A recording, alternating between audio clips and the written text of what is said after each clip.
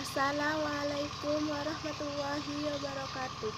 Saya Aisyah Rayana dari Fakultas MIPA Prodi Biologi IST An-Nukoya sedikit akan menjelaskan tentang ekosistem.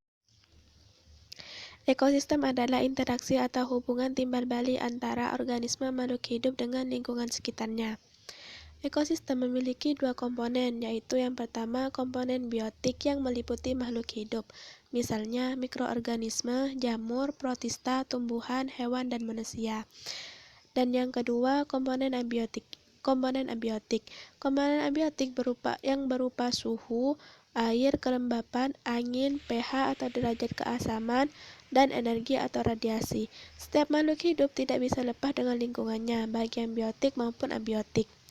Secara umum, ekosistem ada tiga macam, yaitu yang pertama ekosistem darat, yang kedua ekosistem air, yang ketiga ekosistem buatan. Sumber utama ekosistem adalah cahaya matahari. Yang pertama ekosistem darat.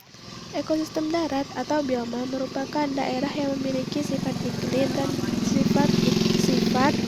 dan tempat berkumpulnya berbagai macam makhluk hidup dengan tingkat geografis yang sama. Ekosistem darat memiliki beberapa jenis ekosistem, yaitu A. Ekosistem bioma gurun. Terdapat di daerah tropik yang berpapasan dengan padang rumput.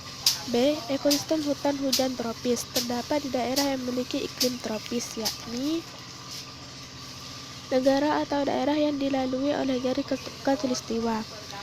C. Ekosistem hutan gugur. Terdapat di daerah yang mengalami 4 musim, yakni musim panas, musim gugur, musim dingin, dan musim semi. D. Ekosistem taiga. Berada di wilayah atau daerah yang memiliki iklim subtropis dengan daerah yang memiliki iklim kutub. E. Ekosistem tundra. Berada di daerah terdingin yang ada di bumi, seperti Antartika yang biasanya selama musim dingin tidak adanya cahaya matahari yang masuk. F. Ekosistem savana atau sabana yang berupa padang rumput dengan diselilingi oleh beberapa pohon serta berada di daerah yang memiliki iklim tropis. Yang kedua, ekosistem air. Ekosistem air merupakan ekosistem yang komponen terbesarnya terdiri dari air. Ekosistem air memiliki beberapa jenis, yaitu A. Ekosistem air tawar memiliki kadar garam yang sedikit dan dapat dibedakan berdasarkan keadaan airnya. B. Ekosistem laut memiliki kadar garam yang tinggi dan memiliki pergerakan air yang dapat dipengaruhi oleh arah angin. C. Ekosistem estuari merupakan tempat bersatunya sungai dengan laut. D. Ekosistem pantai letaknya berbatasan dengan ekosistem darat dan daerah pasang surut. E. Ekosistem sungai adalah salah satu badan air yang mengalir ke suatu arah. Air sungai dingin dan jernih serta mengandung sedikit sedimen dan makanan. F. Ekosistem terumbu karang adalah daerah neritik yang perainya masih dapat ditembus oleh sinar matahari. E. Ekosistem laut dalam. Yang dimaksud ekosistem laut dalam di sini adalah laut dengan kedalaman 6.000 meter.